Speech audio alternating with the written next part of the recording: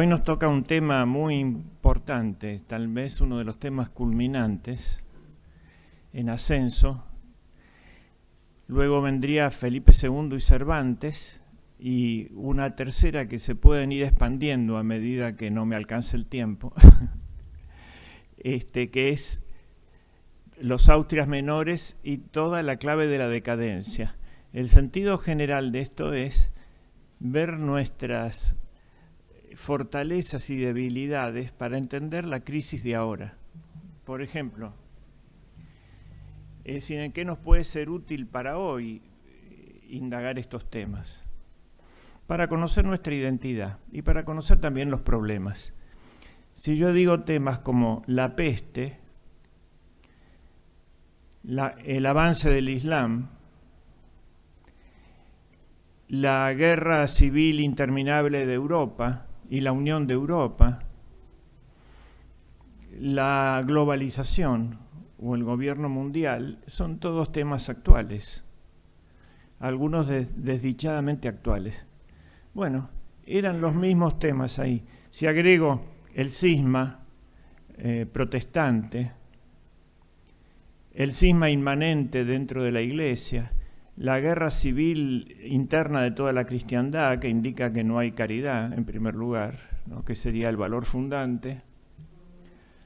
Todo eso es de una gran actualidad, es el tema de hoy. Y es el tema que parcialmente resolvió Carlos V y España en ese momento que les tocó estar en el apogeo del mundo. Y en parte no se resolvió y por eso sigue el drama hoy, ¿no? Entonces este es el objeto general del tema, no solamente un sentido arqueológico. Vamos a empezar por la historia de Carlos V rápidamente, en esquema, para que sirva de marco histórico lo que ocurre. Luego vamos a tomar el tema de Trento y por último el de la idea imperial, que es el problema de la globalización, pero visto desde otro punto de vista. Carlos V nace en Gante, en Flandes, el 24 de febrero de 1500, es decir, con el siglo XVI empieza. Y habla solamente flamenco y francés. Y está llamado a heredar España y Alemania, y no habla ni una palabra de alemán y ni una palabra de español. Es hijo de Juana I de Castilla y de Felipe el Hermoso, nieto por vía paterna del emperador Maximiliano de Habsburgo y de María de Borgoña. Pero los que se habían apoderado de él era la corte de Borgoña. Y esto será una dificultad después para hacer algo católico, este localismo de Borgoña. Por vía materna de los reyes católicos, Isabel I de Castilla y Fernando de Aragón. Reinó junto a su madre en todos los reinos y territorios hispánicos en nombre de Carlos I, desde 1516 a 1556, reuniendo las coronas de Castilla y Aragón y muchas más que veremos ahora. Fue emperador del Sacro Imperio Romano Germánico desde 1520 a 1558. Murió en Yuste en 1558. Datos biográficos. Antes de que cumpliera un año, Felipe el Hermoso nombró a Carlos duque de Luxemburgo y caballero de la Orden Borgoñona del Toisón de Oro. La vez pasada hablamos de lo que significaba el Toisón de Oro, ¿no? Los argonautas y la conquista del océano, como si fuera premonitorio. En 1501 Felipe se reúne con Luis XII de Francia y acuerda el matrimonio entre la hija de Claudia y Carlos. Este tratado después se renueva. Parece que la corte de Borgoña quería hacerlo más aliado de Francia que de España. Ahí empezaron a tironearlo, a descuartizarlo, cuando ya tenía muy pocos años. Fernando el Católico envió al humanista Luis Cabeza de Vaca y al doctor Mota, que sería muy importante, para que le enseñara castellano y costumbres españolas. Toda la educación del joven príncipe se desarrolló en Flandes, donde su tía Margarita de Austria ejercía de regente. En 1515 se declara la mayoría de edad. En 1515 ya había muerto hace 10 años la reina Isabel la Católica, y él se recibe de mayor de edad anticipadamente para que se empiece a hacer cargo de los reinos que tenía. En realidad la reina nominal de España fue siempre Juana la Loca durante todo el reinado de él. Él nombraba en nombre de su madre. En 1515 se declara la mayoría de edad de Carlos. Y los que mandaban en su consejo eran primero los flamencos, el señor de Chevreuse, luego los italianos piamonteses, Gattinara, que era el que tenía una idea imperial, que era el redescubrimiento del digesto por la Universidad de Bolonia, una larga tradición. Querían restaurar el imperio romano, pero más bien pagano, con un barniz cristiano encima, ¿no? Como poder mundial y en base a la conquista. Esta no era la idea de Carlos V, pero estaba en su gabinete y era la que dominaba en Italia. El mismo Dante tiene un libro sobre la monarquía. Y el tercero era el doctor Mota, que era el español, que triunfaría al fin. Doña Juana, su madre, y el mismo don Carlos, por la misma gracia, reyes de Castilla y de León, ¿no? Vamos a ver los títulos. De Aragón, de las dos Sicilias, de Jerusalén, de Navarra, de Granada, de Toledo, de Valencia, de Galicia, de Mallorca, de Sevilla, de Cerdeña, de Córdoba, de Córcega, de Murcia, de Jaén, de Algarve, de Algeciras, de Gibraltar, de las islas de Canarias, de las Indias y de las islas de tierra firme de la mar Océano. Conde de Barcelona, señor de Vizcaya, de Molina, duque de Atenas y Neopatria, de Rusillón, de Cerdeña, de Oristán, archiduque de Austria, duque de Borgoña y de Brabante, conde de Flandes y del Tirol. ¿Y qué tiene que ver Jerusalén ahí? La cruzada, que después se desvió a América, terminaba en Jerusalén y había adquirido los reyes católicos el título para justificar la reconstrucción de la fachada africana del Imperio Romano, que era cristiano sometido al Islam. Esos son los escudos de todos esos reinos. Bueno. El 22 de enero, Fernando de Aragón redacta su testamento. Fernando lo quería poner a su nieto Fernando, pero Adriano de Utrecht, que había sido preceptor del rey en algún momento de Carlos, lo convence de que lo deje a Carlos. Después, Carlos lo compensará dejándole el imperio, no Aragón, a Fernando. Lo nombra gobernador y administrador de los reinos de Castilla, León y Aragón en nombre de doña Juana. El 23 moría el rey Fernando y a partir de allí Carlos quiso tomar el título de rey, pero cada uno de esos reinos que nombré tenía que jurar y aceptarlo por las leyes dinásticas que variaban, la ley de los varones y la ley de las mujeres, ¿no?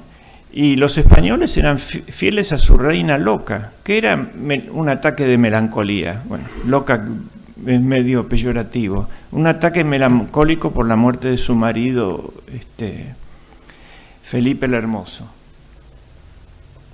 Envió una carta a Castilla en que informaba su decisión de titularse rey, él con un concepto flamenco. Y eso ya generó un lío ahí. Piensen, el príncipe de 16 años que quiere ser rey que no habla español, en Castilla, que era lo más leal que podía tener y tenía esta dificultad. En mayo se había muerto Cisneros y se había muerto Fernando. En mayo los 3 estamentos del reino de Navarra juraron fidelidad a Carlos como su rey y señor natural. En 1518 fue reconocido como rey en Sicilia, Cerdeña, Zaragoza, Castilla y Aragón. 4 años le llevó a ser reconocido. Ese era su imperio. Ven que era la cantidad de fragmentos que había y cómo se había roto la unidad del Imperio Romano en Oriente y en Occidente, luego el carolingio, entre Francia y Lotario y Alemania, y se había seguido fragmentando, de modo que Carlos era en realidad duque de Borgoña. Y en los otros le concedían un primus inter pares, pero los efectivos eran los príncipes alemanes de cada fragmento. Las Cortes le hicieron una serie de peticiones. Primero tenía que hablar castellano, tenía que censar los nombramientos de extranjeros, no querían más flamencos. La prohibición de salida de metales preciosos y caballos de Castilla. El trato más respetuoso a su madre Juana, recluida en Tordesillas. El 12 de enero de 1519 moría el emperador y que no terminaba de tomar posesión de todo lo que era España y Aragón, ¿no? Ahora hereda el imperio. El 28 de junio Carlos era elegido en Frankfurt como rey de los romanos, lo que lo convertía en el nuevo soberano del Sacro Imperio Romano Germánico. Carlos se convierte en el primer monarca en ostentar las coronas de Castilla, Aragón y Navarra. Y empiezan a estallar los problemas graves cuando quiere dar un paso en dirección de Alemania, que era todavía un problema mayor. La llegada de Carlos a Castilla supuso la llegada de un joven inexperto que desconocía las costumbres y el idioma. En poco tiempo de su permanencia, la preferencia de los intereses en Alemania sobre de Castilla generaron malestar en Castilla. El incendio de Medina del Campo se extendió el foco de rebelión comunera por Castilla, la revolución de los comuneros. Bueno, finalmente la aplasta en la batalla de Villalar, gracias a la nobleza castellana, el conde de Benavente y los otros grandes nobles son finalmente leales al rey. Pero en Aragón estalla la rebelión de las Germanías. Piensen en el muchacho entrando a la corte de Aragón, ¿no? Donde le ponen en claro que en Aragón, ¿no?, el hombre que se llama justicia es más que el hombre que se llama rey. Eso para empezar, el justicia mayor de Aragón. Y que en España somos tanto como vos, y todos juntos más que vos. Y que por lo tanto ahí no gobierna él, que le van a dar a Germain de Foix la corona. Así es su entrada. Era toda la cuestión de los fueros. Pero gana la batalla de las Germanías y estalla la guerra en Navarra, movida por el rey de Francia. También la gana la batalla de Navarra, ¿no? El pueblo navarro se pone del lado de Carlos V. En realidad el partido llamado legitimista lo apoyaba solamente el rey de Francia, que fue siempre el enemigo mortal, envidioso Francia de España. Había una alianza que se rompía ahora entre Castilla y Francia del Norte, el Languedoc, y entre Aragón y la Francia del Sur, el Languedoc, que era el lugar de los albigenses, y el rey de Aragón era el jefe de las tropas albigenses. Hay que recordar eso.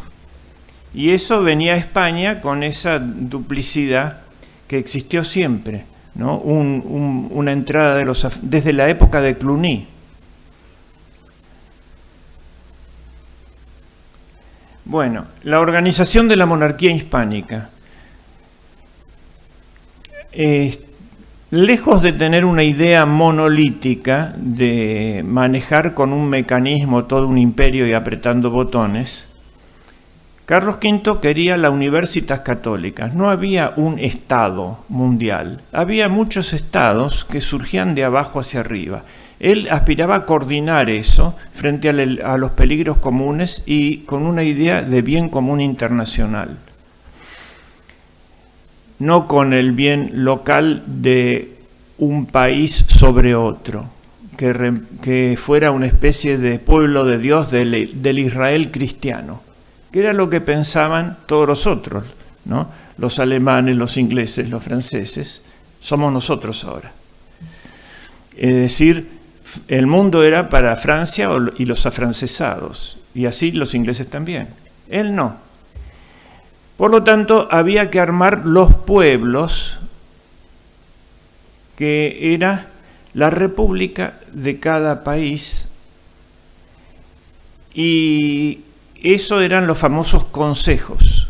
Igual cuando lo de Indias empezó a ser lo mejor que tenía, lo separó del Consejo de Castilla y fue el Consejo de Indias, la institución para gobernar las Indias. En esos consejos, donde había gente muy notable, y creo que fue una maravilla el Consejo de Indias, toda su gestión, incluso bajo los Borbones, 300 años, es una de las creaciones de Carlos V que ya tenía antecedentes. De modo que organizó su reino en consejos, por lugar y por temas. El Consejo de la Inquisición en 1483 se había creado, en 1494 el de Aragón, en 1498 los Reyes Católicos el de Órdenes y en 1509 el Consejo de la Cruzada. Luego se crearon todos los consejos así que se llamaba sinodalismo, los cabildos nuestros, en cada reino para que gobiernan, y reducía a la unidad un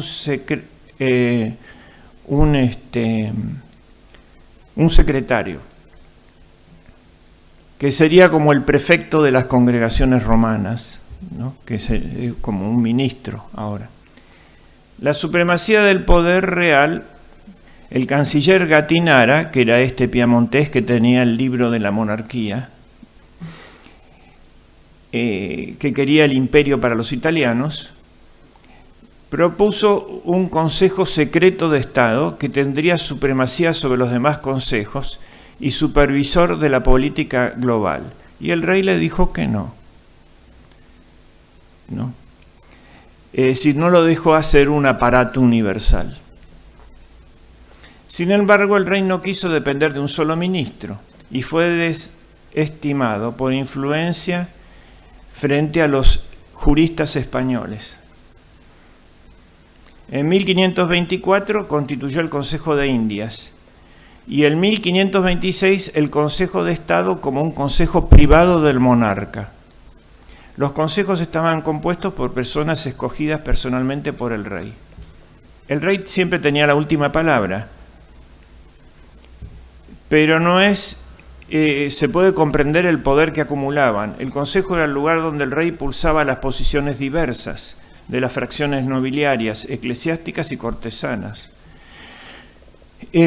Estaban mudando los actores de la cristiandad. Durante la llamada Edad Media, o la etapa anterior, los personajes principales estaban en torno a las aspiraciones principales, la fe y el honor, ¿no? El castillo y la catedral, el clérigo y el soldado, el caballero. Ahora el clérigo se transformaba en humanista y el caballero en cortesano. Luego el caballero se transformaría en mercader, ¿no? Y el humanista en ideólogo.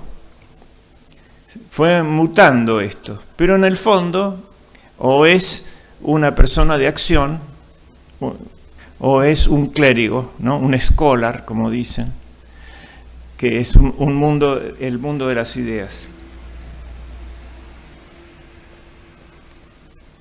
Entonces, en ese consejo él veía todas esas tendencias y podía arbitrar. Los consejos se convirtieron en tribunales de apelación y tenían prestigio social, importantes ingresos económicos y clave política. En este orden se destaca la importancia de los secretarios. Eran los gestores de la voluntad real. Mientras tanto, en América se expandía. Y acá quiero se expandía el imperio con una nueva concepción, es decir, partiendo de casi nada, sin tener que compatibilizar tantos fueros y reinos. En base a los principios cristianos, más verdaderos que en el resto de Europa, y en base al derecho natural, que era el derecho de gentes, al orden natural, al orden de la naturaleza. Yo la vez pasada dejé muchos temas sin tocar, pero quería mencionar como la influencia del pensamiento clásico en América, 3 casos más, que los menciono nomás, no voy a entrar en ello. Uno es las misiones jesuíticas. ¿Qué era eso como pensamiento clásico? Era la República de Platón, establecida entre los guaraníes. Luego está el ejemplo de Vasco de Quiroga, el evangelizador de Michoacán, un general que después se hizo clérigo y fue gobernador de todos los estados que dan sobre el Pacífico. Él tomó como modelo, él y los franciscanos, la utopía de Tomás Moro. Por ejemplo, ¿por qué están también trazadas las calles en América, como cuadras y 100 metros? Todo eso viene de la utopía de Tomás Moro. Es decir, no tenían como modelos solamente el villorio o las callejuelas de los centros de Europa de ese momento.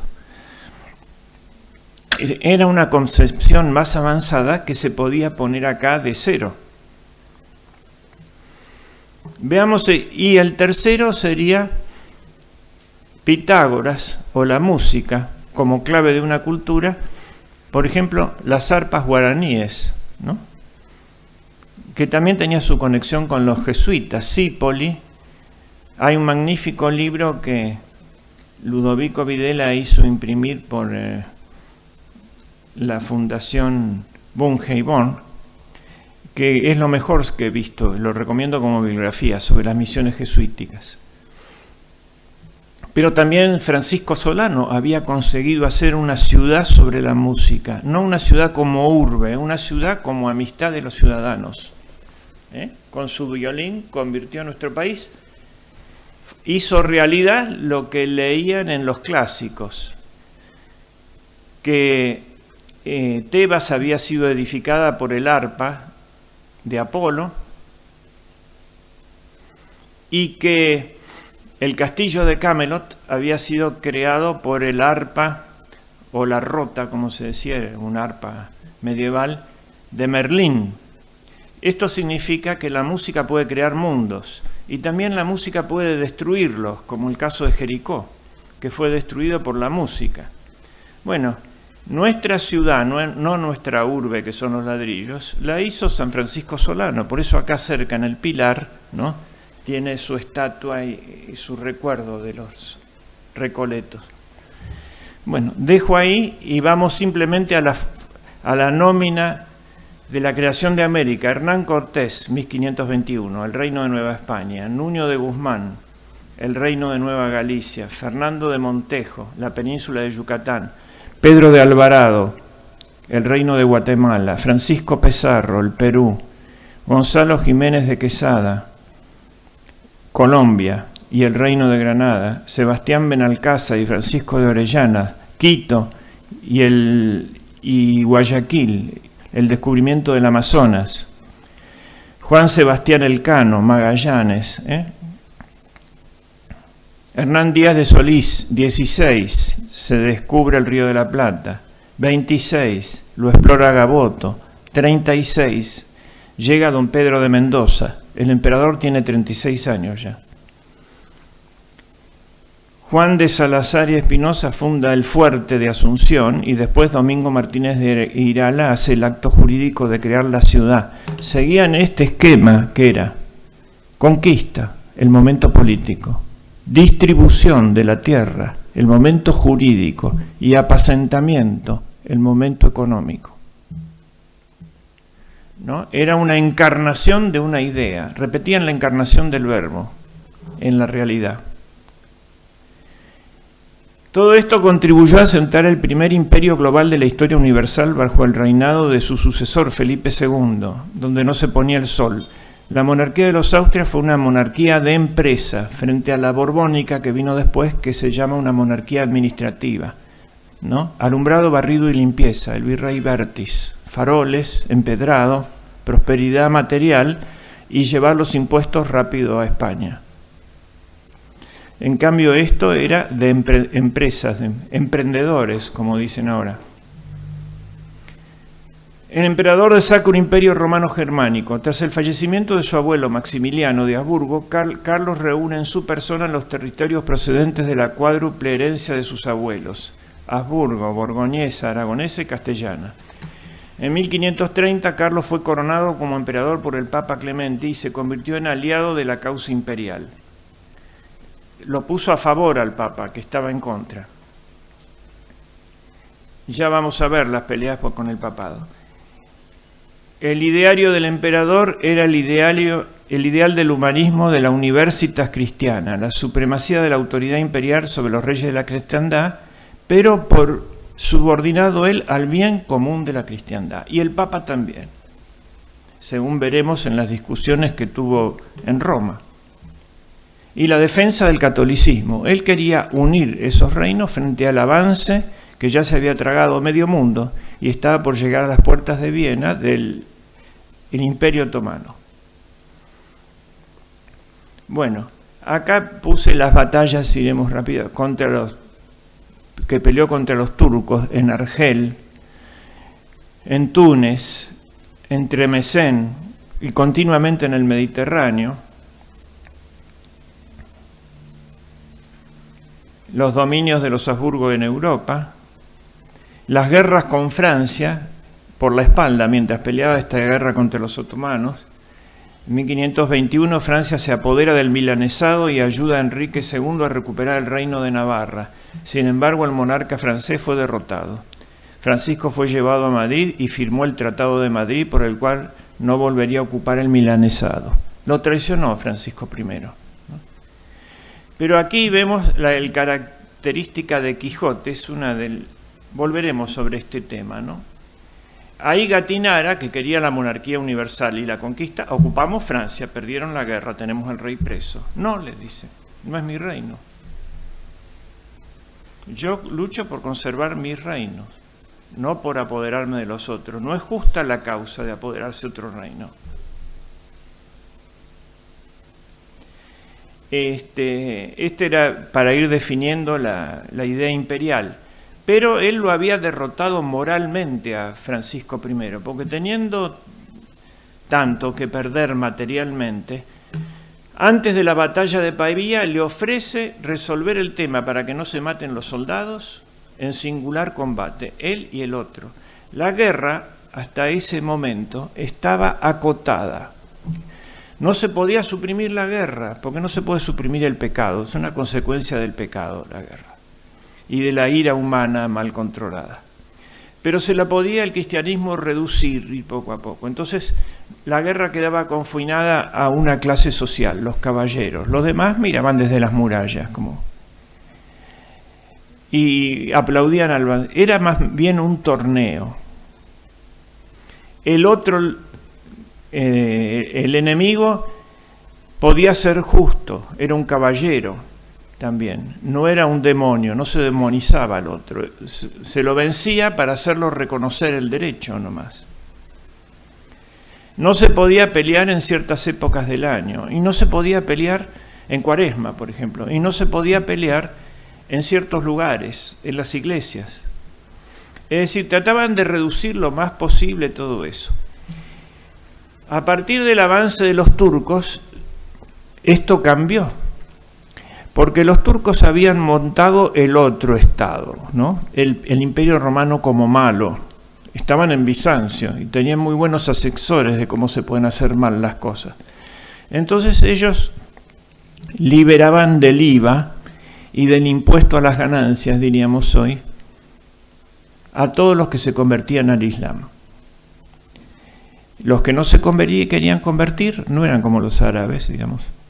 Podían quedar, pero tenían que seguir pagando lo que les había puesto su emperador cristiano antes. Ese impuesto sigue, porque esto es una cosa para musulmanes nomás. El esclavo que se hacía musulmán se quedaba inmediatamente liberado. Por eso el mayor problema lo tenían los cristianos con los conversos por conveniencia, los dhimits, que eran los ex cristianos, que eran los más furiosos partidarios del sultán. Y además el ejército, ¿cómo lo hacían? El ejército lo hacían con el tributo de sangre que tenían que pagar los cristianos. Se llevaban los chicos desde pequeños, los educaban fuera de la casa, le decían que la casa se terminó, que su primer hogar era el cuartel, y después, financiado con los impuestos de los cristianos, los largaban en inmensos ejércitos permanentes sobre la cristiandad. Mientras tanto, los cristianos iban a la guerra si la causa del rey les parecía justo, ¿no? Cuando lo echan al Cid, por ejemplo, está en un establo, durmiendo y tiene que partir al día siguiente. Cuando se despierta al día siguiente había 60 pendones y 300 caballeros. 60 pendones quiere decir 60 caballeros nobles. Y eso lo acompañan al destierro, porque su causa les parecía justa. Pero no.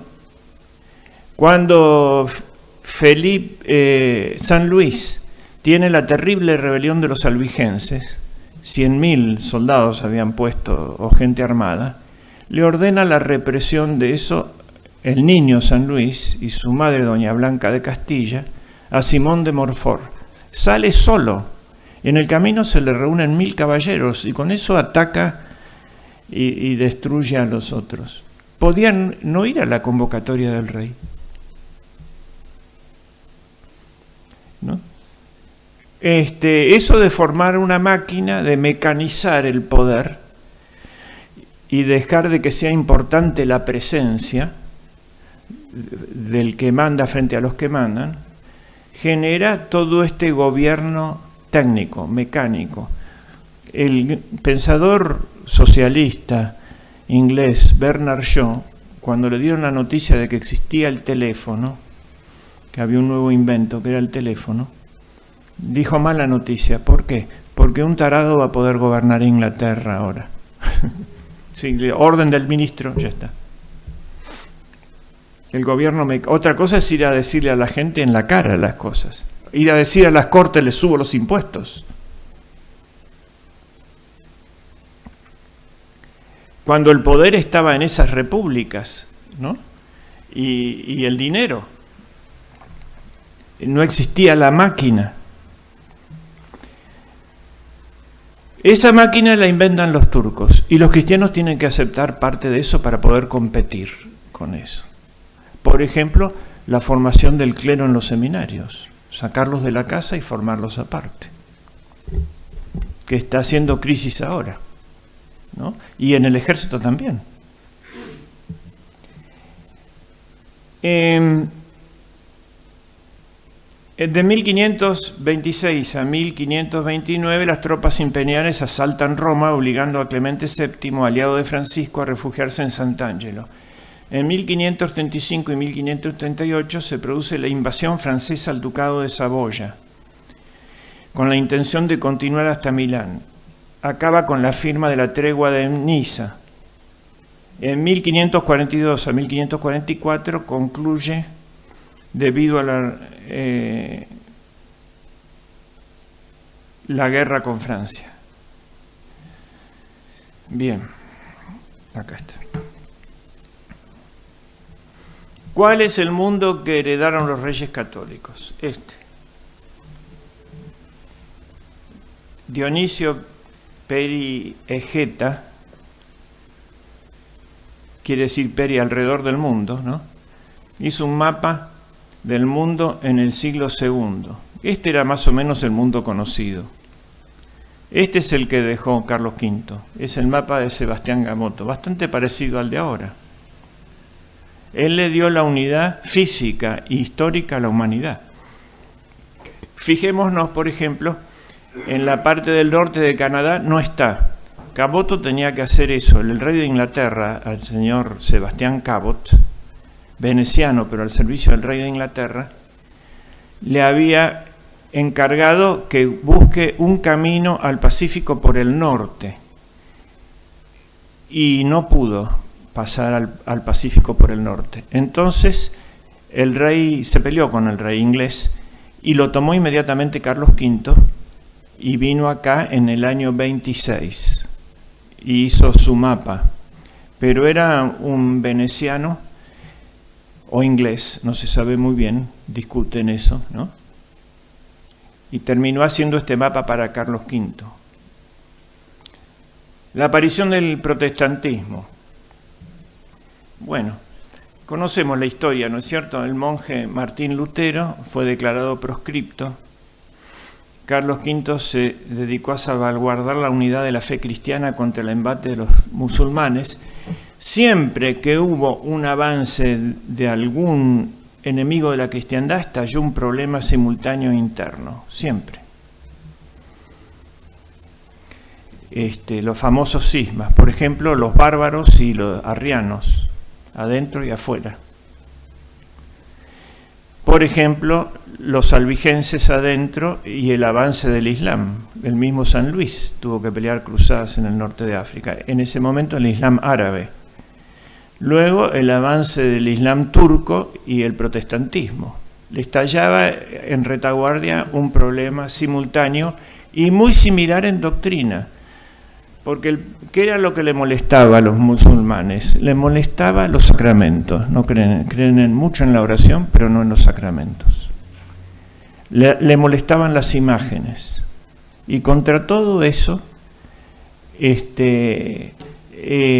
se adaptan primero los emperadores de Bizancio en el siglo VIII con el iconoclasmo para quedar bien con los musulmanes. Destruyen las imágenes, y segundo, el protestantismo. Era una adaptación al avance musulmán y una guerra a la imagen. Tiene mucha profundidad esto y mucha importancia para el arte, ¿no? Bueno, todos los pasos se convoca en Worms, luego la Dieta de Augsburgo, confirma el edicto de Worms, se crea la Liga Esmacalda, que es la derrotada por Carlos V en la famosa imagen. Pablo III convoca al fin el Concilio de Trento en el año 45. El rey se lo veía pidiendo desde el año 21. Y el desaliento, ¿por qué?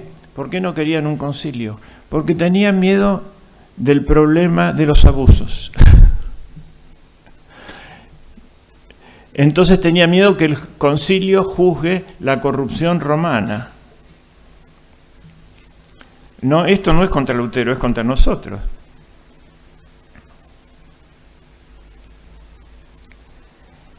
La abdicación, el retiro y el fallecimiento y el traslado de sus restos.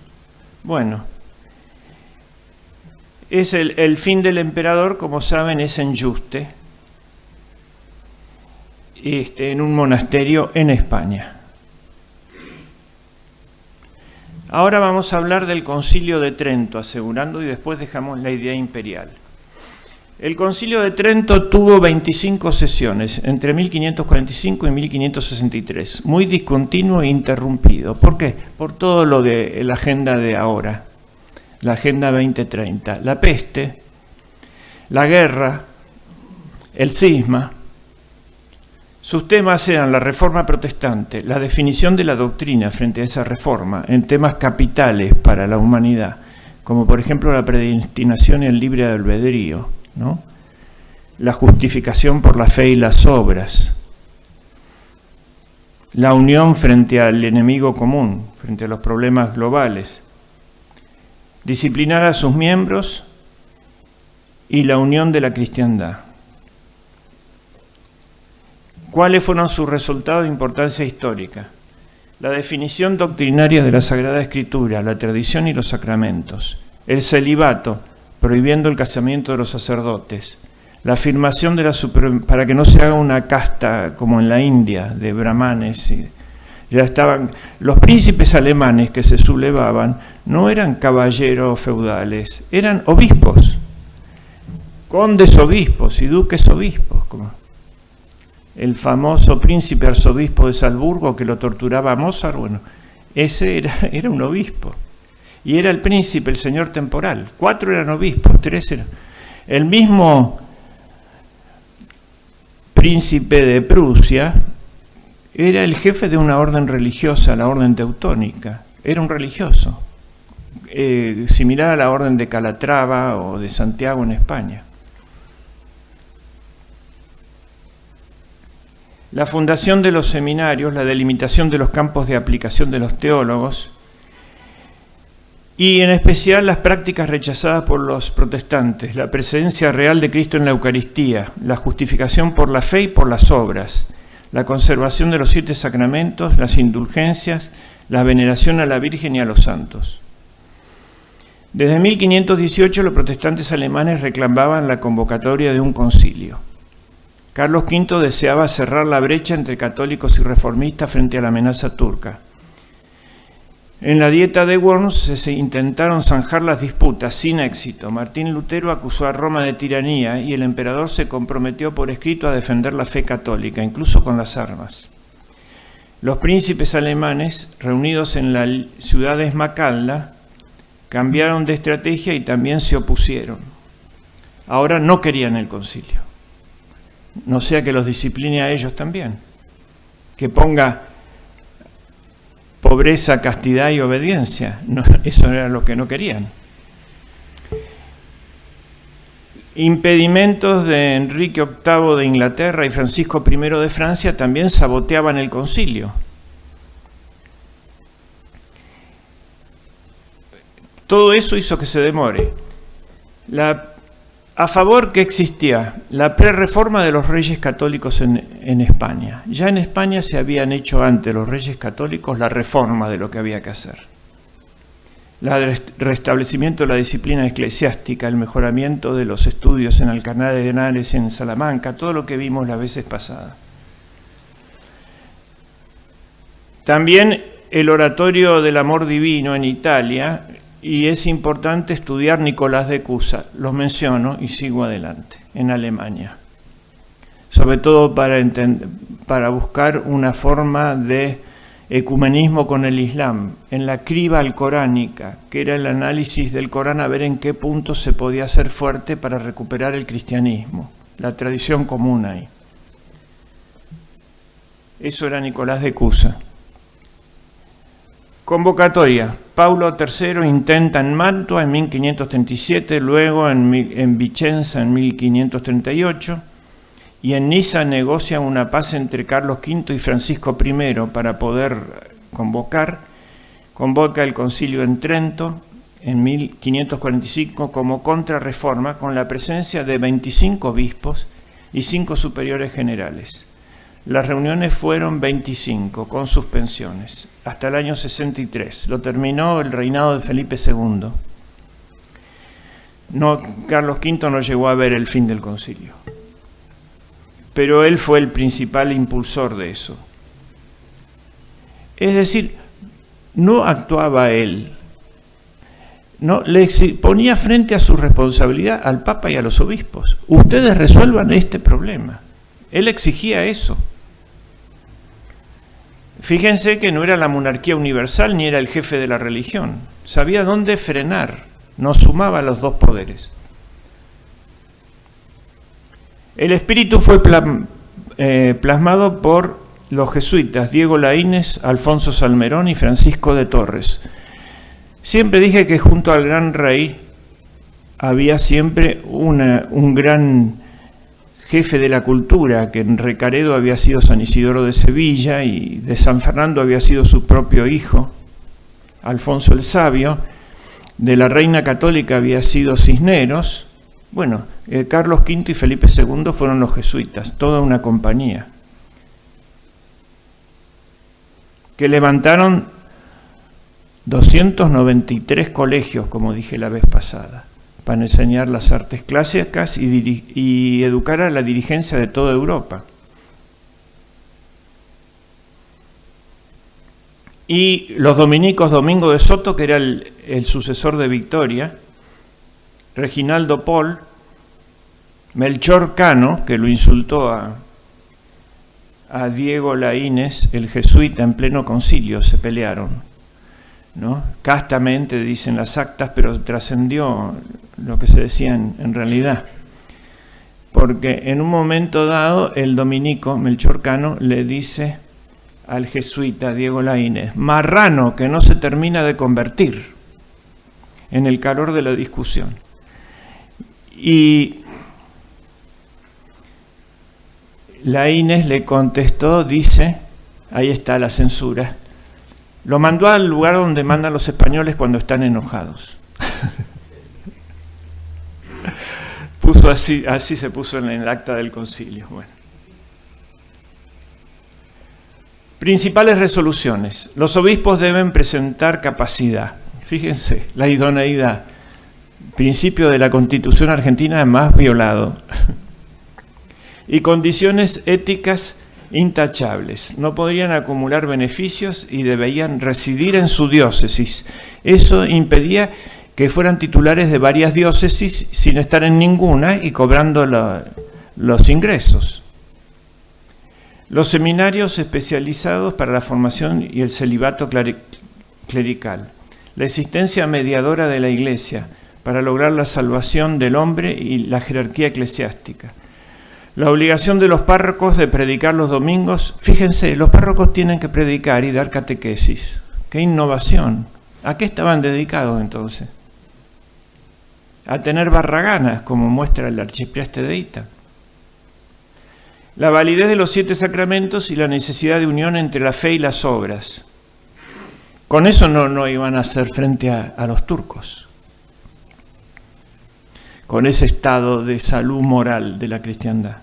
Ni ahora tampoco. Se opuso la tesis de la predestinación de Calvino.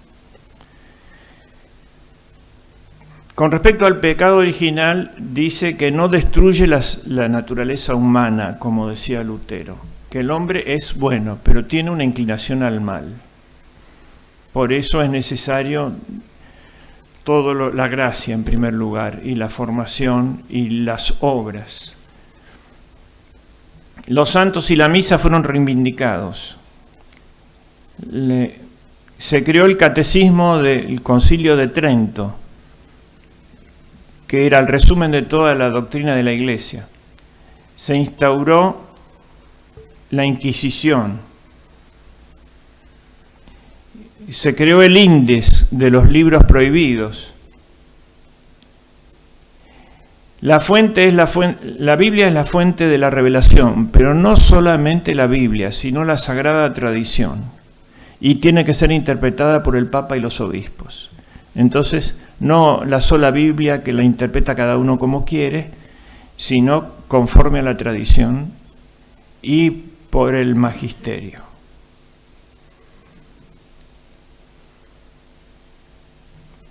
Bueno, sería muy interesante hablar de revelación y tradición, pero se entiende bastante eso, así que no me voy a explayar.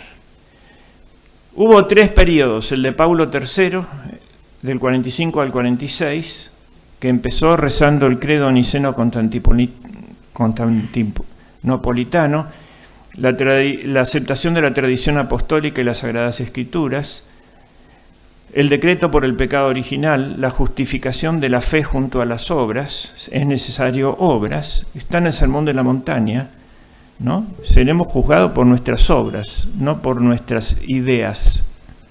Se supone que las obras son el fruto de las ideas, el resultado. La parábola de los talentos, por ejemplo. Los sacramentos, los asuntos legales del clero. Y se suspende el concilio por la peste.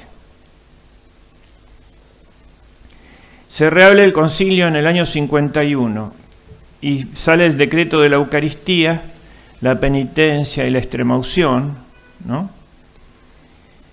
Y se suspende. Muere el emperador.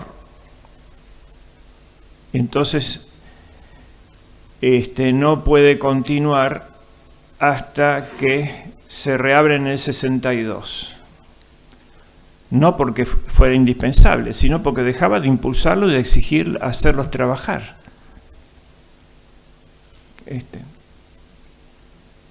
Y el tercer y último periodo, de 62 a 63, nace la necesidad del índex, la comunión bajo las dos especies, se establece como rito el rito del primer tiempo. No es el rito, como dicen, de San Pío V, ni de... Es el rito codificado por el Trento, y es el de San Pedro, porque la bula empieza qual primum tempore, como en el primer tiempo. La misa tridentina es la de San Pedro, frente a otras versiones. Pero no obstante, aceptan la misa de otros lugares que tenían tradición apostólica. Por ejemplo, la misa mozárabe de San Isidoro. El decreto del orden sagrado, el decreto del matrimonio, la existencia del purgatorio, es decir, el que se muere con cuentas pendientes puede arreglarlas en la otra vida. El rito mozárabe, el rito leonés y el rito ambrosiano son también aprobados. Pero el rito tridentino es para toda la Iglesia latina. Además estaban, por supuesto, los griegos y los arameos de las iglesias de Oriente.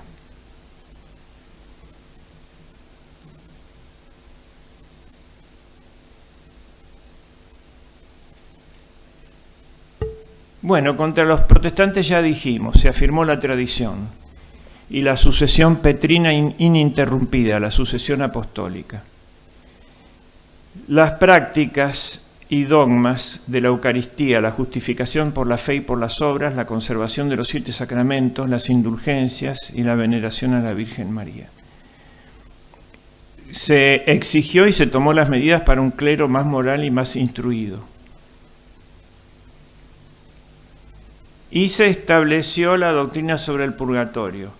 Después de la remisión de la culpa y de la pena eterna, queda un reato de pena temporal que debe satisfacerse, pero aprovecha a los vivos y difuntos el purgatorio. En la necesidad de registrar, también se estableció un gran principio de orden, el registro de los sacramentos, empezando por el bautismo y el matrimonio, y más tarde las defunciones.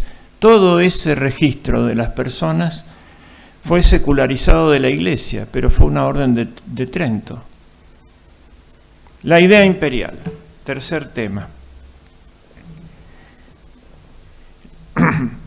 Hay una discusión que resuelve la bibliografía, es el libro de Menéndez Pidal, que tiene toda esa discusión. Yo voy a decir el resumen nomás, que se llama La idea imperial de Carlos V. La discusión es entre estos dos términos. Creen los investigadores modernos, como Brandi y Rosón y otros que cita ahí, que la idea imperial de Carlos V era la de Gattinara, su presidente del Consejo piamontés italiano, que era la monarquía universal y la conquista del mundo. Eso es. El emperador como autoridad universal. Y Menéndez Pidal sostiene que era otra, que era la de los juristas españoles, y lo expone en base a 5 documentos surgidos del rey, Carlos V. Y en esos 5, que vamos a decir 3 renglones de cada uno, ¿no?, está la idea imperial de Carlos V. Pero primero repasemos todo este lío de la idea imperial. La idea imperial, como sociedad que abarca jurídica a toda la humanidad y política, es un viejo anhelo de la humanidad, es muy viejo, tan viejo como la humanidad, tan viejo como la Torre de Babel, porque ahí se perdió la unidad del género humano y empezó el tiempo de las naciones, con las distintas lenguas. El principio cultural que establece las distintas naciones es la lengua, ¿no? Ya lo decía Cicerón, ¿no? Los genios fatales de los pueblos viven en el idioma. Hay un espíritu por cada lengua. Por lo tanto, nuestra nación sería todo lo que habla español, la hispanidad. La historia humana es el esfuerzo por recuperar la unidad perdida.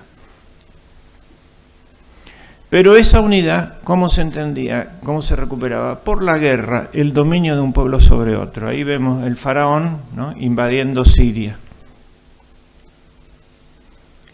Y el exterminio del otro pueblo.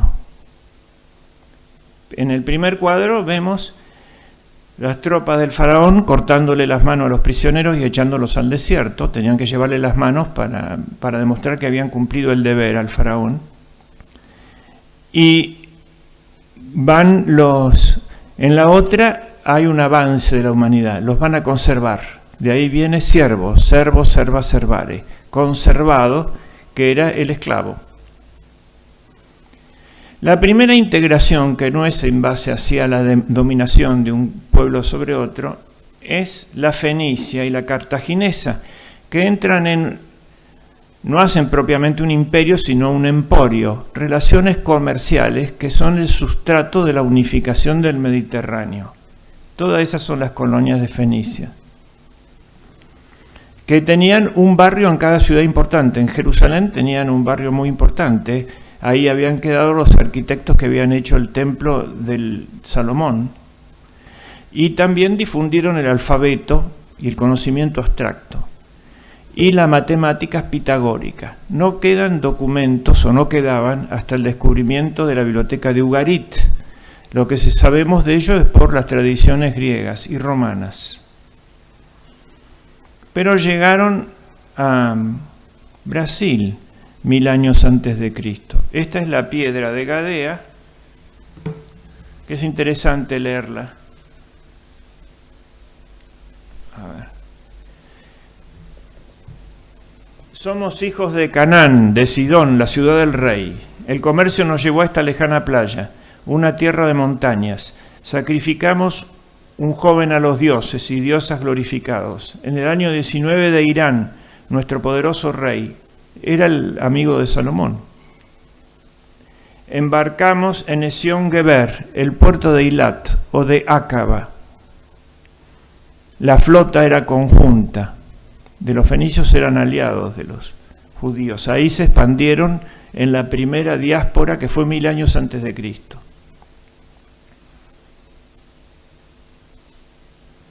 Viajamos en 10 navíos. Permanecimos en el mar durante 2 años, alrededor de la tierra perteneciente a Ham, África. Pero fuimos separados por una tempestad y nos apartamos con nuestros compañeros, y así arribamos aquí con 12 hombres y 3 mujeres, en una nueva playa, que yo, el almirante, controlo, que puedan los gloriosos dioses y diosas interceder en nuestro favor. Queda como un documento esto. Pero en general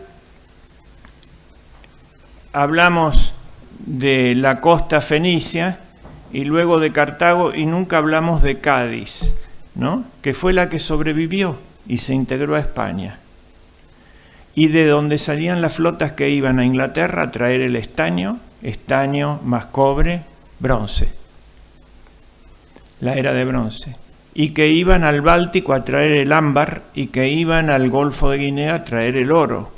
Todo eso quedó olvidado.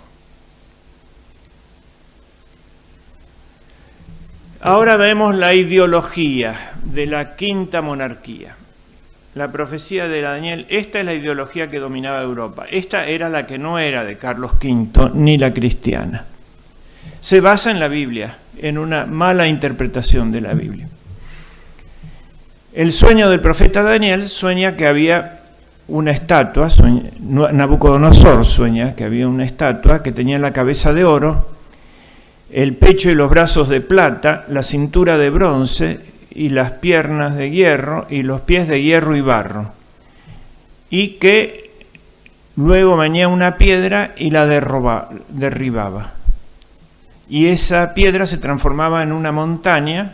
La piedra está ahí al lado de los pies y dominaba el mundo. Entonces la interpretación siempre fue que la cabeza de oro era el imperio babilónico y el persa, porque era todo el mismo. Los persas gobernaban desde Babilonia y otras ciudades, pero la principal era Babilonia, donde muere Alejandro Magno. Y la Cancillería persa no usaba el farsi, usaba el arameo, era la lengua oficial de todo Medio Oriente. Como los romanos en Oriente usaban el griego de la Koiné. Luego viene el imperio de Alejandro, que se extiende, los dos brazos. Después viene el imperio romano, que no llega hasta la India como el de Alejandro, el de bronce. Luego vienen las naciones de Europa y la división en dos, ¿no? Oriente y Occidente. Y por último, el destino manifiesto, que muchos creen que lo tienen, y la idea global, hierro y barro. Bueno, en esa época, todas las naciones de Europa se entienden de que ellos son la quinta monarquía universal, es decir, la piedra que derriba todo y domina el mundo, transformándose en una montaña. Que eso fuese tomado, la piedra, la interpretación católica, es que es Jesucristo, que llega al fin de los tiempos, y ahí se produce, por un hecho del Mesías, la unidad del género humano, no por la política, ni por la tecnología, ni por la economía. Bueno, ahí está Babilonia, la puerta de Istar, el imperio persa. El imperio griego significó un avance respecto de los fenicios, porque se va a integrar el mundo en forma cultural también. La Biblioteca de Alejandría, todas las ciencias particulares, nuestra universidad habla en griego. Por ejemplo, el nomenclador médico, que acá hay algunos médicos famosos, son 55.000 palabras, de las cuales 50.000 son griegas y 5.000 son latinas. La ciencia nace en Grecia. Y aquí está la recuperación del mundo griego, es obra del Renacimiento, porque la Edad Media latina solamente conoció lo romano, no conoció lo griego por epítomes, muy pocos, ¿no? Como decíamos el otro día, en un anterior.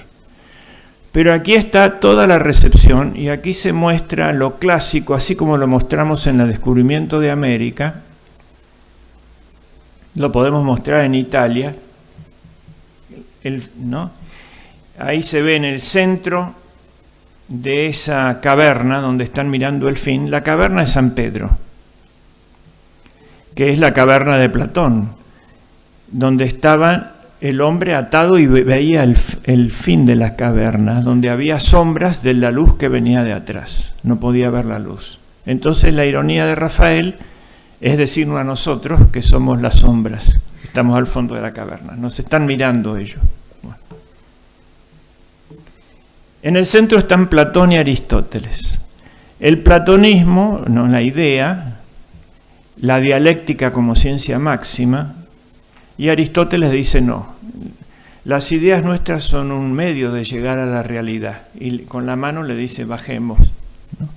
La idea está dentro de las cosas, y es el órgano que nos lleva a la cosa, no es una ciencia teorética. La ciencia teorética es ver la realidad. Y están, por ejemplo, cerca, Heráclito es Miguel Ángel, por supuesto que Platón es Leonardo, y Aristóteles es Bramante, está Alejandro Magno, también en la columna, al final solo, debajo de la estatua de Atenea está Protágoras, porque fue excomulgado por los griegos, echado porque había dicho que el hombre era la medida de todas las cosas, fue el primer antropocéntrico, jefe de los sofistas. Y así está Ptolomeo, todo eso, pero recuperado por el magnífico Renacimiento. No hay Renacimiento donde no hubo catolicismo. En algunos lugares fue con ruptura, ¿no? Y en otros sin ruptura. En algunos lugares lo pusieron en el centro a Protágoras. El imperio de Alejandro, cómo se fragmentó. Y acá una cosa muy importante, que no se menciona. El pacto entre la gnosis, la reina Cleopatra, y el ebionismo, Herodes el Grande, que tuvieron un hijo. No vamos a decir hoy cómo siguió esa historia.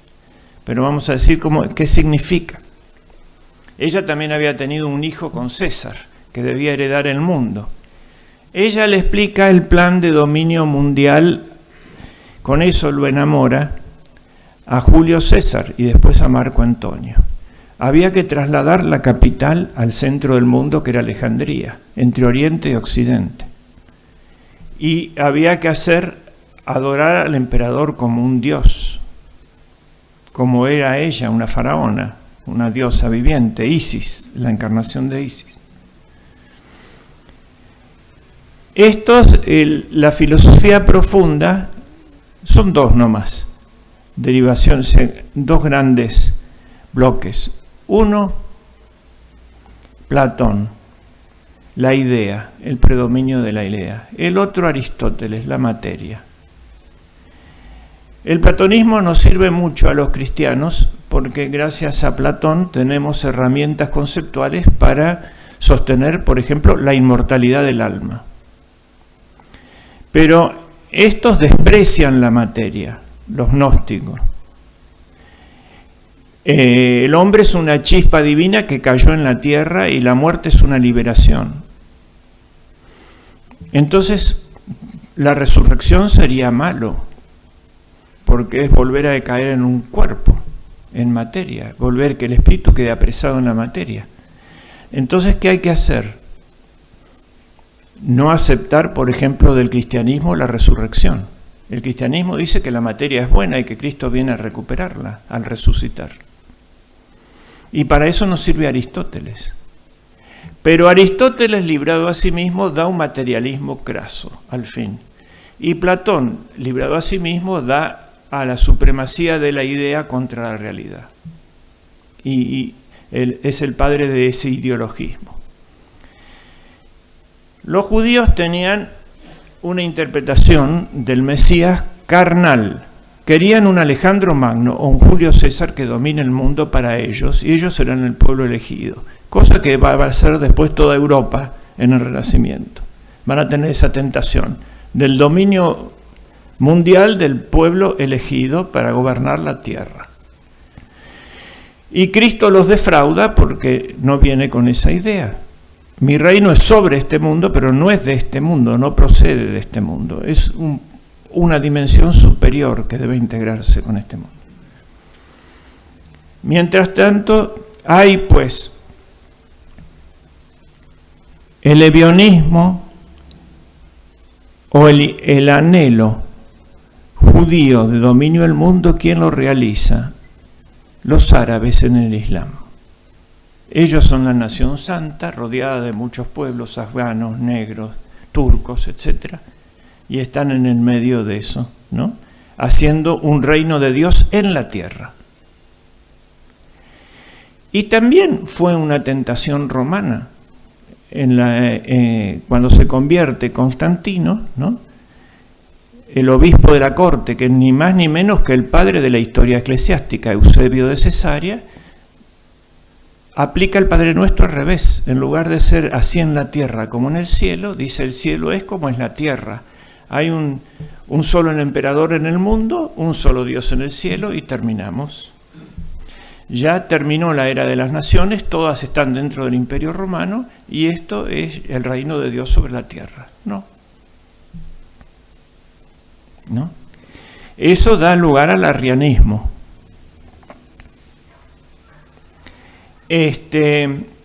Pues bien, aquí pactan el milenarismo terrestre. Herodes, como había reedificado el templo o parte del templo, creía que él era el Mesías. Por eso manda a matar a Cristo. ¿Dónde nació el rey de Israel? Le preguntan los magos. Y él dice, ¿cómo? Soy yo el rey. ¿Qué rey vienen a buscar? ¿No edifiqué el templo de nuevo? Que es la seña de decir que es el Mesías. Y estaban preparando un gran levantamiento que después ocurrió, ¿no? Contra Roma y fue mal.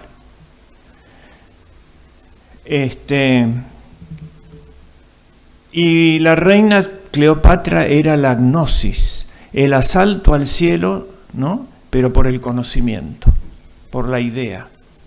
Nosotros fundamos la realidad, creamos la historia. La idea es más importante que la realidad. Lo que existe es lo que está dentro de mi cabeza, y lo que está fuera de mi cabeza para mí no existe. Ese es el ideólogo, esta es la ideología que tenemos hoy. Y los dos se mezclan en el marxismo, que es materialismo dialéctico, ideológico. Entra ese conflicto. Pero ahí están sentadas las bases de esta quinta monarquía.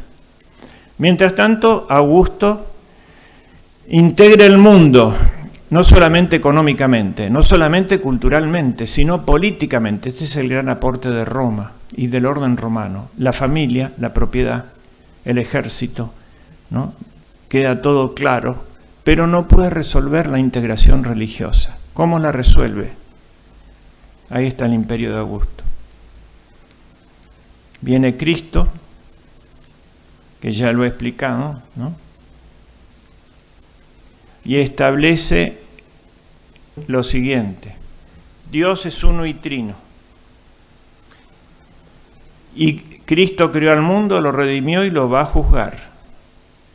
Eso rompe los ciclos y estalla el mito del retorno, perpetuo retorno de toda la inteligencia pagana, y viene la idea que después se va a secularizar como progreso. El mundo fue creado, el mundo fue redimido, el mundo va a ser juzgado.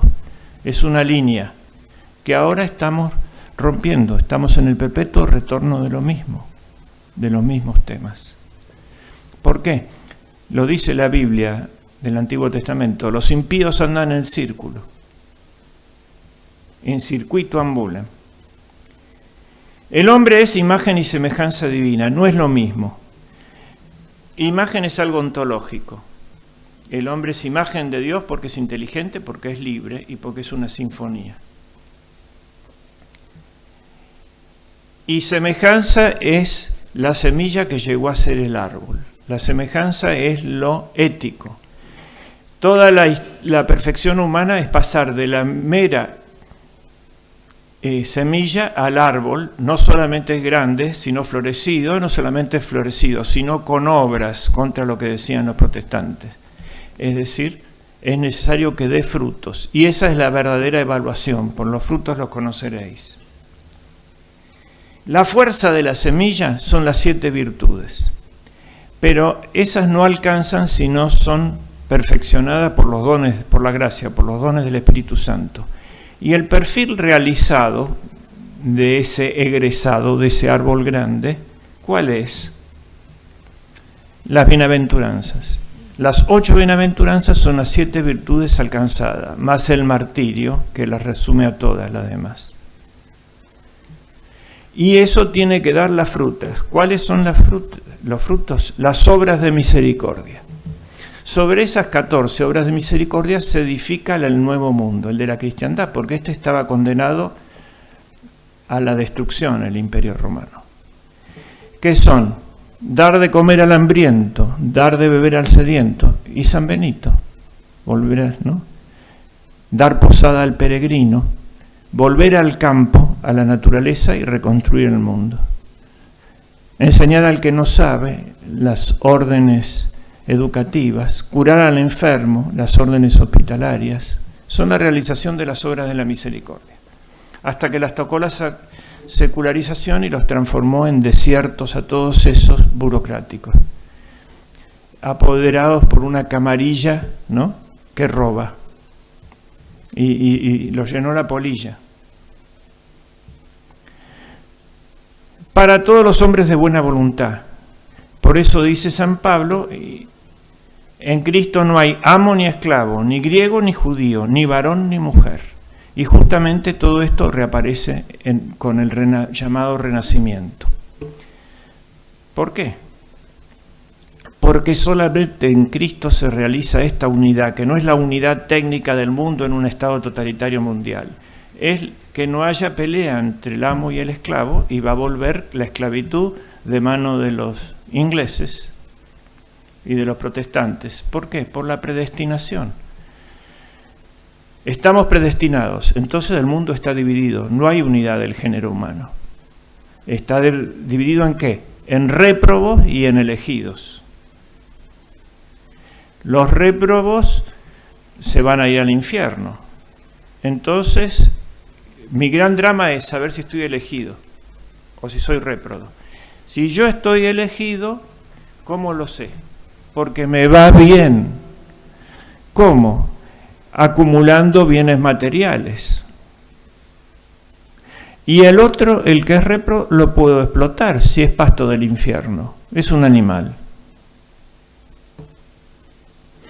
Ahí viene lo de subdesarrollados. Ahí viene el peor insulto, que no es como en nosotros, hijo de P, sino que es loser, perdedor. ¿No? Tiene que divorciarse de él porque es un perdedor, es un maldito. ¿A dónde vas a ir con ese perdedor?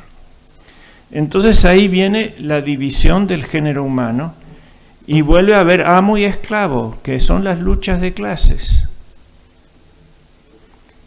Griego y judío, que son las luchas étnicas. Ahora nos van a dividir a nosotros en mapuches, guaraníes, qué sé yo, todo lo que se resolvió. Y en varón y mujer, que es romper la fuente de la vida, la unión del varón y la mujer. Y es donde se completa la Trinidad porque viene el Hijo, Padre, Hijo y el Espíritu Santo sería la mujer. ¿Por qué? Porque refleja ese aspecto de la Trinidad. Señora y dadora de vida son las características del Espíritu Santo, la de la mujer. La comunicación, la lengua es la lengua materna. Entonces se lleva el ataque ahí. ¿Por qué? Porque es malo que venga nueva gente al mundo, porque son chispas divinas que caen en el barro y la materia es mala. Eso está detrás del control de la natalidad. Vemos que la reina Cleopatra no quedó tan superada, ni los gnósticos, ¿no? Los griegos de Atenas aceptaron que San Pablo les hable de la inmortalidad del alma, pero cuando quiso hablar de la resurrección le dijeron, eran gente finísima, ¿no? De eso hablaremos otro día. Era el no, andate. Bueno, pero no era esa la solución del emperador. La solución del emperador era el panteón, el ecumenismo. Vamos a juntar todos los dioses, a Hermafrodito, a Moloch, a Júpiter, a Isis, y los vamos a poner en un templo circular, el panteón. El panteísmo es la solución del problema, el Consejo Mundial de las Iglesias, digamos. Total, hay que vaciar de contenido personal la idea de Dios y a crear una idea abstracta de ser supremo, pero que si uno quiere poner a Mahoma, que lo ponga, y si otro quiere poner a Buda, que lo ponga, y que cada uno, ¿no? Y en base a esa ciencia abstracta de palabras sin contenido real, dominaremos el mundo.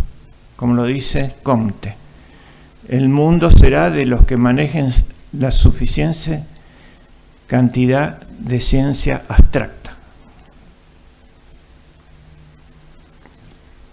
Constantino convierte el imperio y acá está hecha otra concepción de la iglesia, digamos, y de la cristiandad. Hay dos concepciones que había en el Renacimiento y siguen ahora.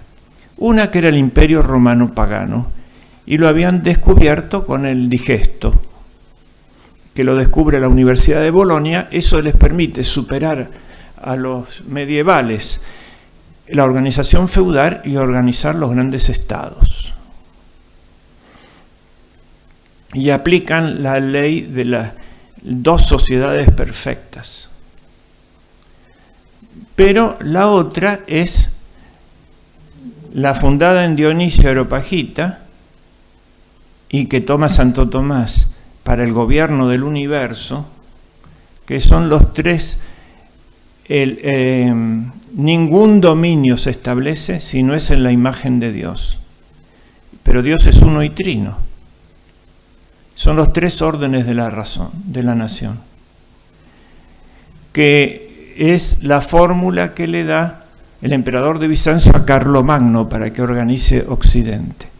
Y de esta teoría lumínica sale, por ejemplo, el gótico y los vitrales, que es construir una ciudad con luz, la iluminación, en 3 niveles.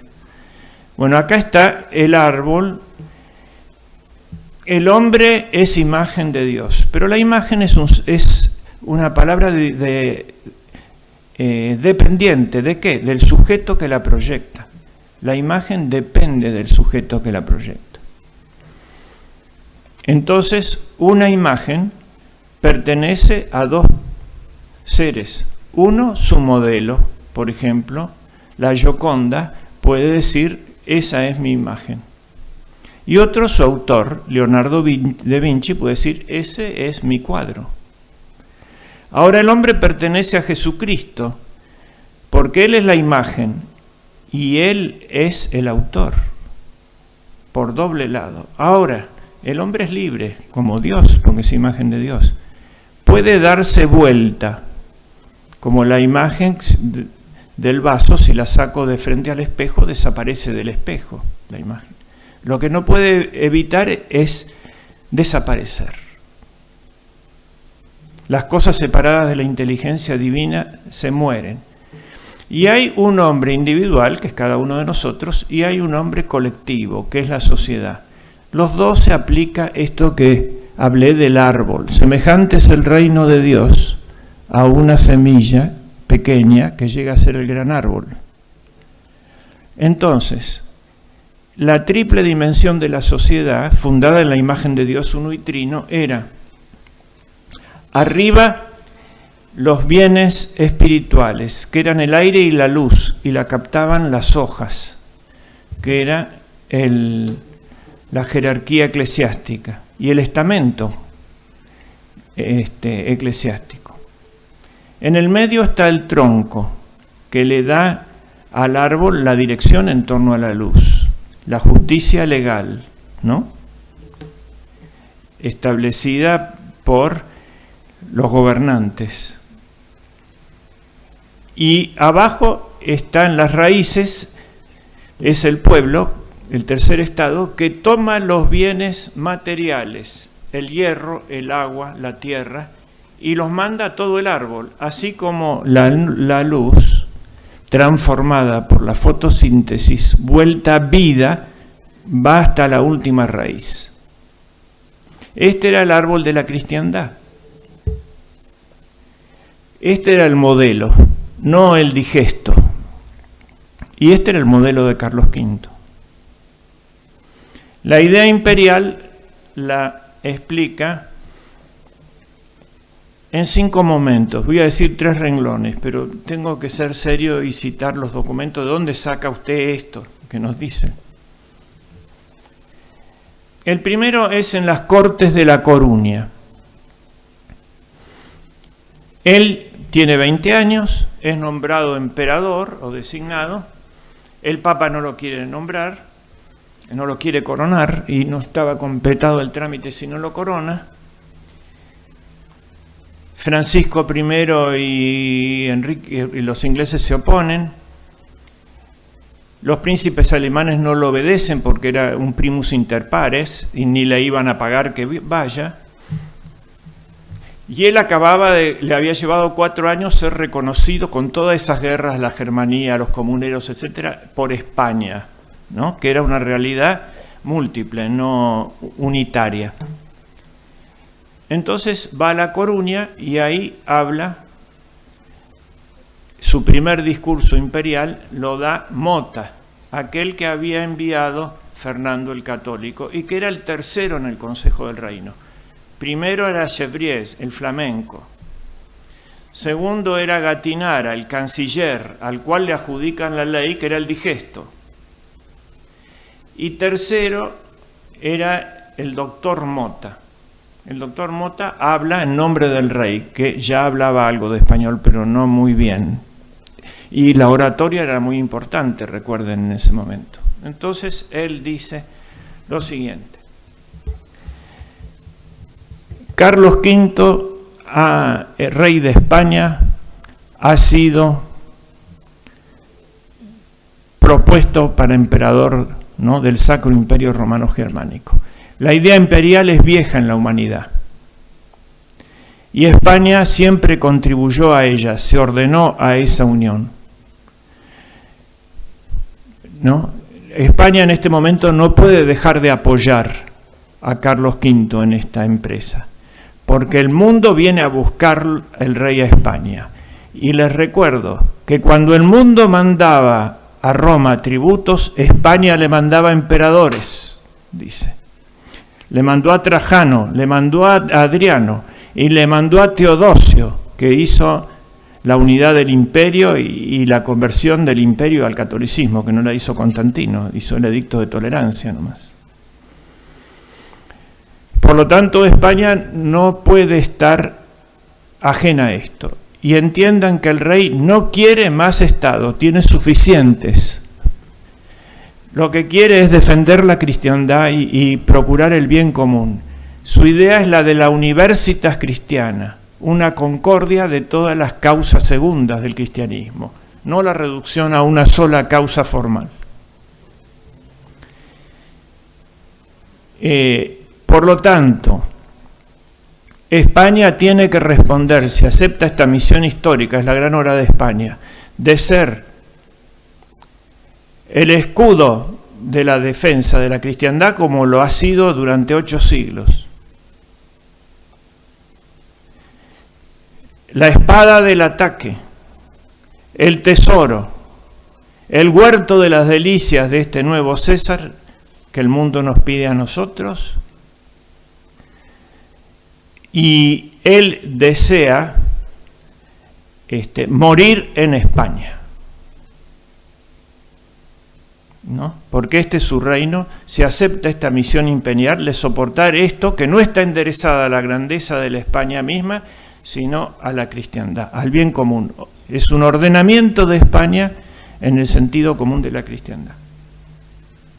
Bueno, los españoles lo apoyaron, a pesar de que lo habían recibido así en cada reino, ¿no?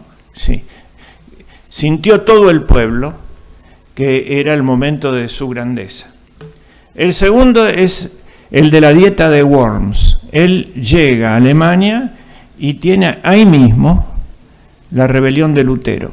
Y se lo hace entrar uno de los príncipes alemanes a la dieta.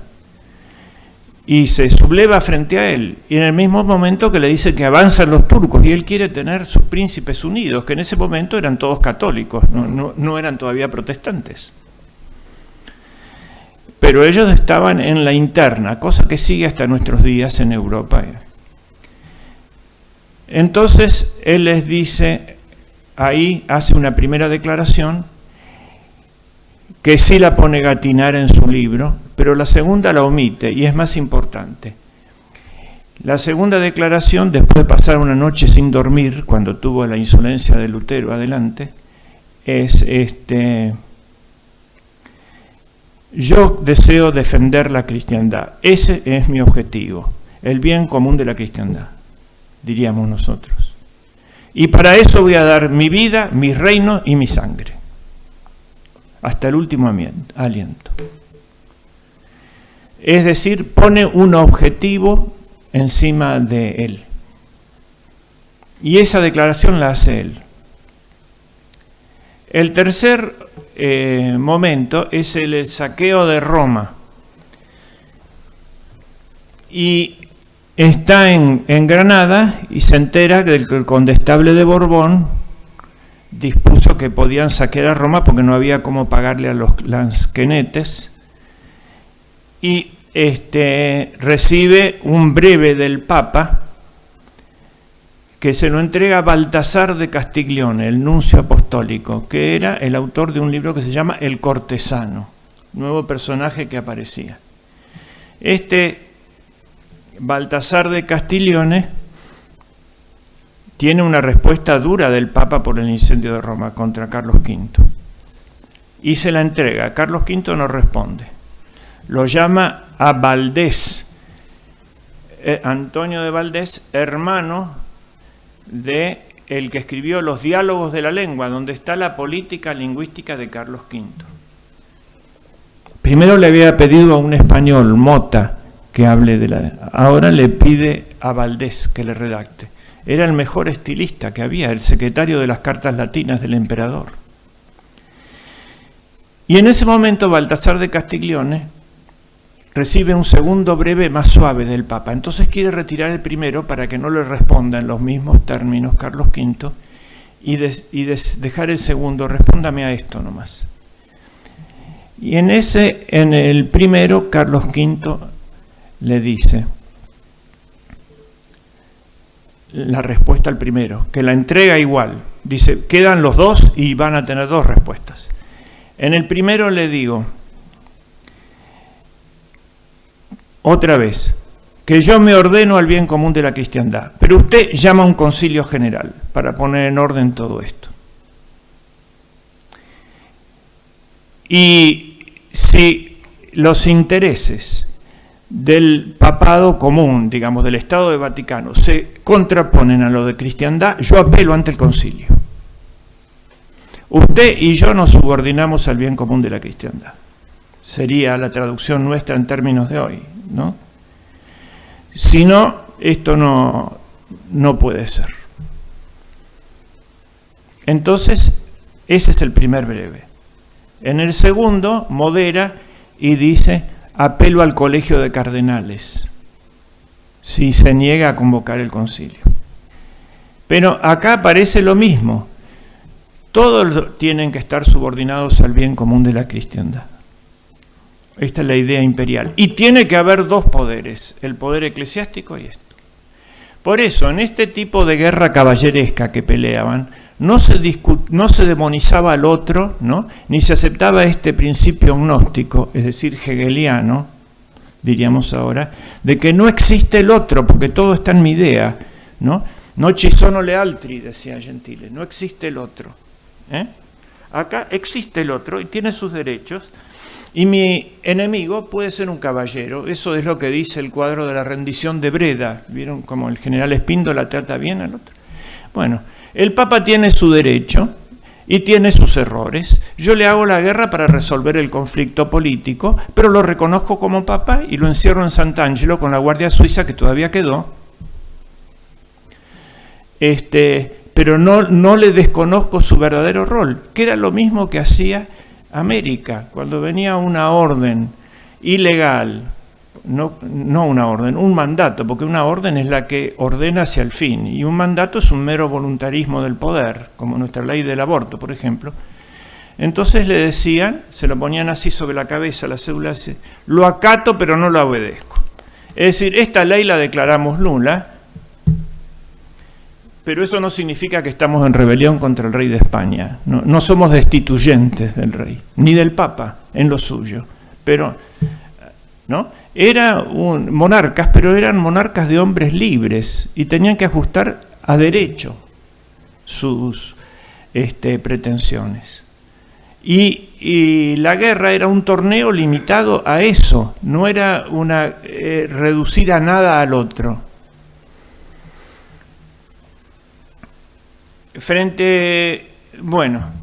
Después vino el famoso discurso de Madrid de 1528,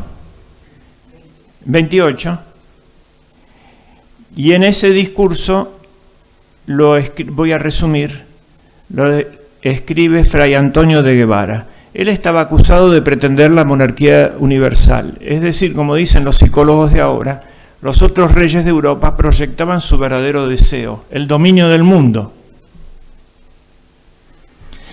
Entonces, él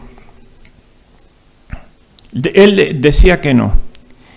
Y dice que esto que decimos siempre, ¿no? Dos poderes, pero el papado ordenado al bien común de la cristiandad, pero respetado en su ámbito, ¿no es cierto? La cristiandad no como un monolito, sino como una federación de repúblicas cristianas coordinadas por el emperador para su defensa y para su armonía. Los reyes como servidores, esto está en el documento, es el testamento de Isabel. No son los reyes, los pueblos para los reyes, sino los reyes para los pueblos. Mandar es servir, ¿no? Es un acto de servicio ser rey, etc. Para los que no son cristianos, la fórmula es el derecho internacional, que es lo que estaba creando sus universidades. Es la propuesta del derecho de gentes basado en la naturaleza. Esta era más o menos la idea imperial. Pues bien, el quinto momento, ¿y dónde está esto expresado? Porque decían que lo había escrito Gattinara otra vez, para reducirla al digesto.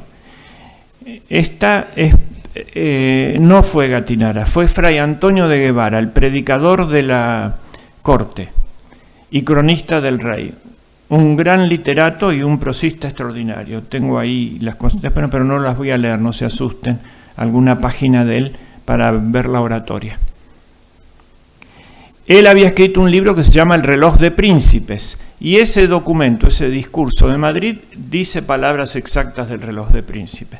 Así que ahí tienen un texto para ver la idea imperial de Carlos V. Era el reloj de príncipes de Fray Antonio de Guevara, en ese momento, el que sostiene su documento. El quinto momento es el imperio europeo americano. Eso que no pudo hacer en Europa, lo pudo hacer en España y en América. Entonces, la idea imperial se realizó en Hispanoamérica, desde los Pirineos hasta las Filipinas y desde Alaska hasta la Tierra del Fuego. Esa es la idea imperial de Carlos V realizada. ¿Y cuáles son sus documentos? Dos. Uno, la demanda de Cortés en las cartas de relación, que son todos los pedidos, ¿no? Y toda la información, la materia necesaria para que la cabeza le dé la forma al imperio. Y la respuesta de Carlos V, ¿dónde la encontramos? En las leyes de Indias. Ahí está, digamos, la constitución del imperio, ¿no?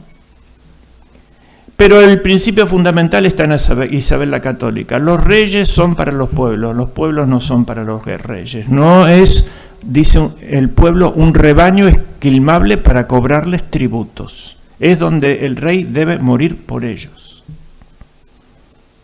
¿no? Bien, acá hay otra cuestión. Habíamos visto que estas dos fieras, el gnosticismo y el ebionismo, el imperio terrestre material, para crear un faraón o un emperador, un Calígula o un tirano mundial, y el gnosticismo y el ebionismo niegan cada uno un aspecto del verbo encarnado. Unos niegan a Cristo hombre y el otro niegan a Cristo Dios. La encarnación del verbo es lo que tiene atado al Leviatán, la bestia del mar del Apocalipsis, que también es la ballena de Job. Cuando los judíos le piden a Cristo que le dé una señal, Cristo les dice, no tendrán otra señal más que Jonás. Jonás es la ballena, que la encontramos en Job. Significa el monstruo del mar, la bestia que sale del mar del Apocalipsis.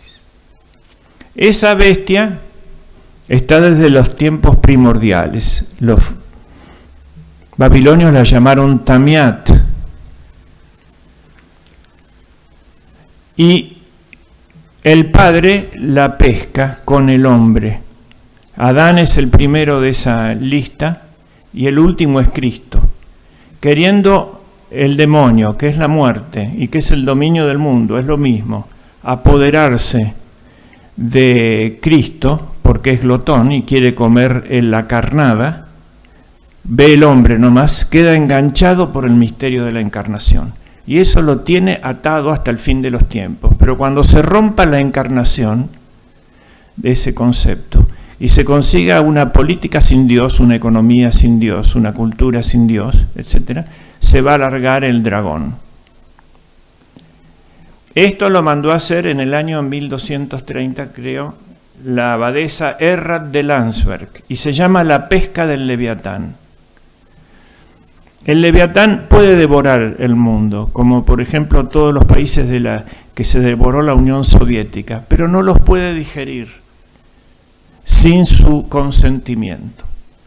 Los tuvo que largar, ¿no?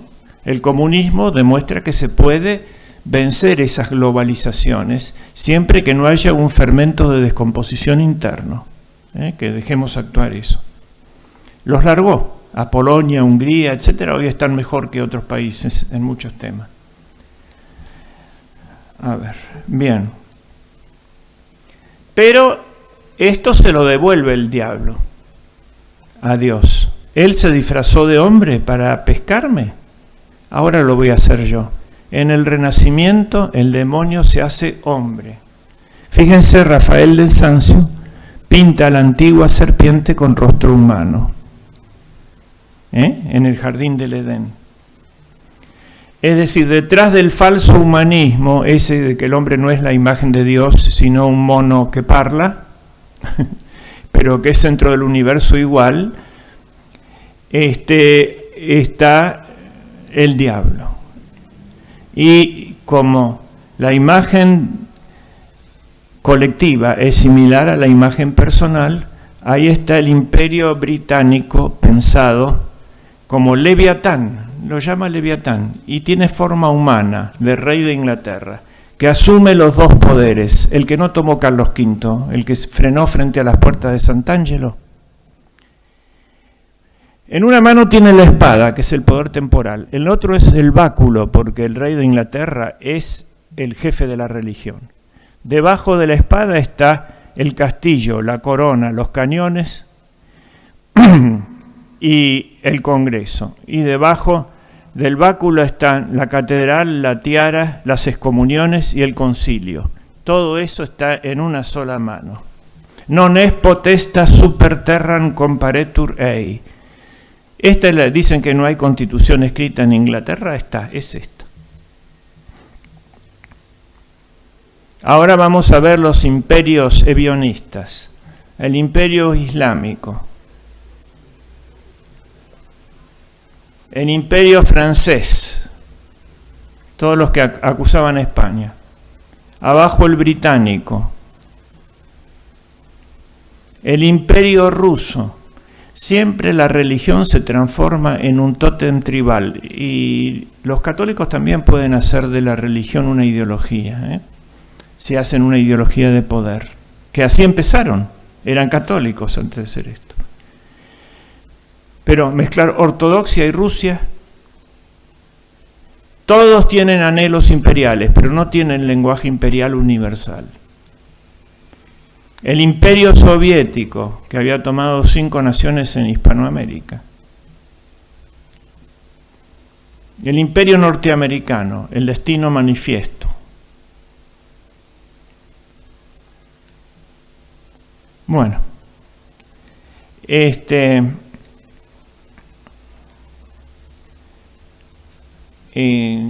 bien. Esta es la historia de la idea imperial de Carlos V. La humanidad siguió otro camino. Pero ¿qué fue el saldo positivo que dio?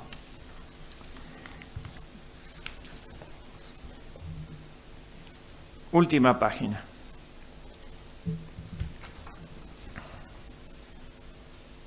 Pensó en su imperio por sí mismo, no por Gattinara. Primera conclusión.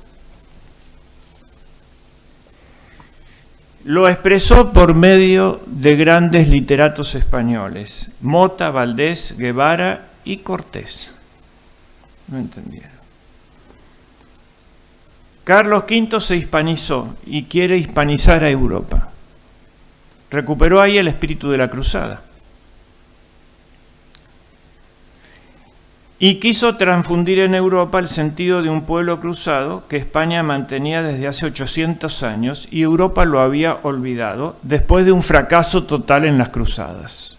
Por eso se le venían los turcos encima.